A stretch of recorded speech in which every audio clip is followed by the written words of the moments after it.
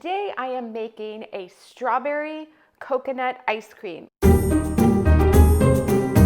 Hi everybody, welcome back to Clean Eating Kitchen, where I share easy, gluten-free and dairy-free recipes to help you feel great. I think we can just agree that 2020 has been a crazy year, but for the time being, I am back in my old studio, which makes me very happy because I have a lot of space. So forgive me if things have been a little crazy around here, but I hope to be more consistent going forward. Today I am making a strawberry coconut ice cream. It's a vegan ice cream recipe, and it's very similar to my mango coconut ice cream recipe. And so what we're going to do is we're going to use frozen strawberries, and I'm using room temperature coconut milk. I'm going to combine all the ingredients in my high-speed blender because we have to blend the base of the vegan ice cream, and then we will freeze it in our ice cream maker.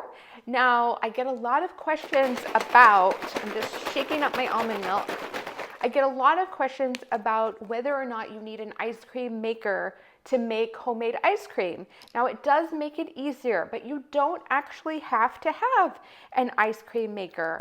I got mine years and years ago at my bridal shower, actually. They are about $100 for an ice cream maker, and if you love ice cream, then I think it's a good investment because you will use it lots and lots of times. I've probably used mine 100 times. But again, you don't have to have an ice cream maker. What you can do is, after you make the base, where you would normally pour the mixture into the frozen bowl, which is what we are going to do, and churn it, what you would do is pour it into a container, put it into the freezer, and then every hour or so you would use a fork or a spoon to mix it up. Now, it's a lot more work, but you can do it. Okay, so I have about 2 cups of liquid in my high-speed blender now. I'm going to add about 3 cups of frozen strawberries. It is about the amount of strawberries in a 10-ounce bag of frozen strawberries, just in case you want to pour an entire bag in there. I had an extra large bag of frozen strawberries, so I had to measure them out. And I'm going to just pour them in here. And then, now I like to add a little bit of vanilla extract, and it turns out I don't have any vanilla right now. But if you do have vanilla, about ½ a teaspoon to 1 teaspoon of vanilla extract just gives a little bit more depth of flavor to the ice cream.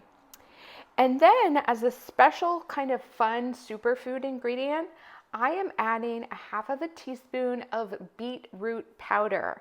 And beetroot is a superfood, and the powder is made simply by drying beets and blending them into a powder, really.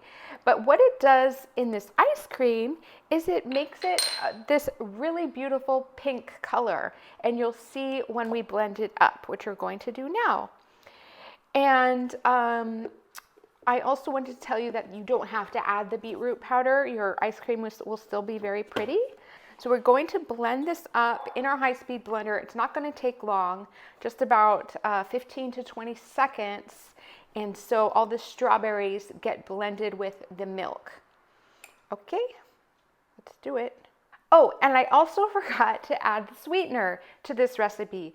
So I'm going to use ½ cup of pitted Medjool dates. You could also use about 1/3 cup of maple syrup, or up to ½ cup of maple syrup, depending on how sweet you want your ice cream. So let's go ahead and blend again.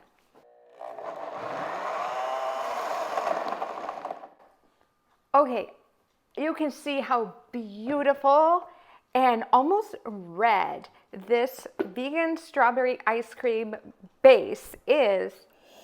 Oh, and it smells so good.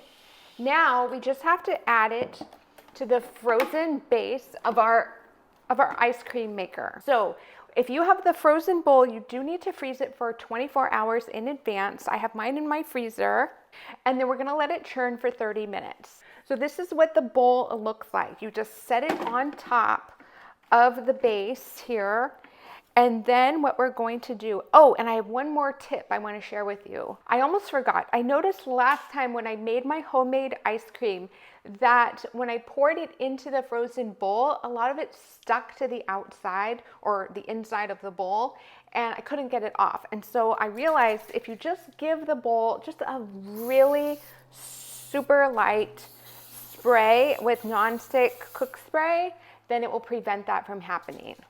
I also wanted to tell you that strawberries are really super healthy. They are incredibly high in antioxidants, in vitamin C and folate, and they are associated with a reduced risk of chronic disease the more you eat strawberries.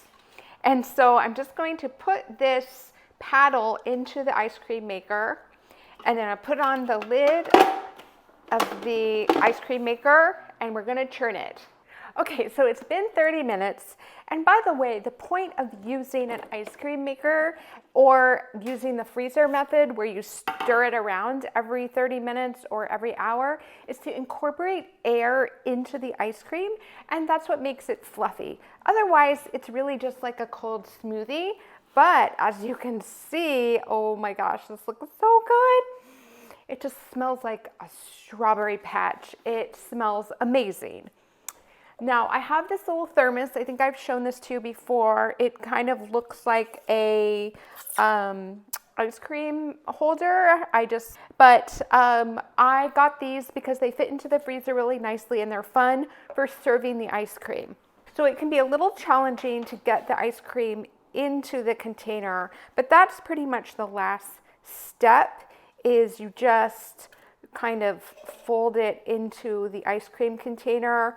Of course, you can just use like a Pyrex glass container or whatever container you want to use to hold your ice cream.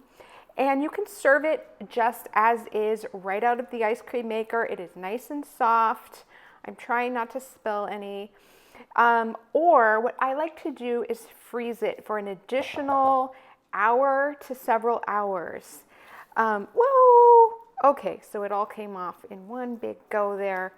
And once you freeze it a little bit longer, then it'll be perfect. I mean, it's really perfect right now. Actually, I froze it for about 30 minutes, or I churned it in the ice cream maker. You can see it just filled this container up. By the way, I usually put my bloopers at the end of my videos just in case you want a little bit of humor, because it seems as if I am pretty good at making bloopers. So I have my spoon and I think I'm just going to eat it right out of the container. Oh, the color is just beautiful. It almost looks like a cherry ice cream, to be honest. I think that beet juice powder just gave it so much redness. Wow. Oh my gosh, it's so delicious. This one almost has a little bit of a sorbet texture and flavor, and I think you're really gonna love it. I hope you do, and I will link to my mango coconut ice cream so you can check that out if you haven't seen it already, and I'll see you in the next video. Thanks everybody, bye.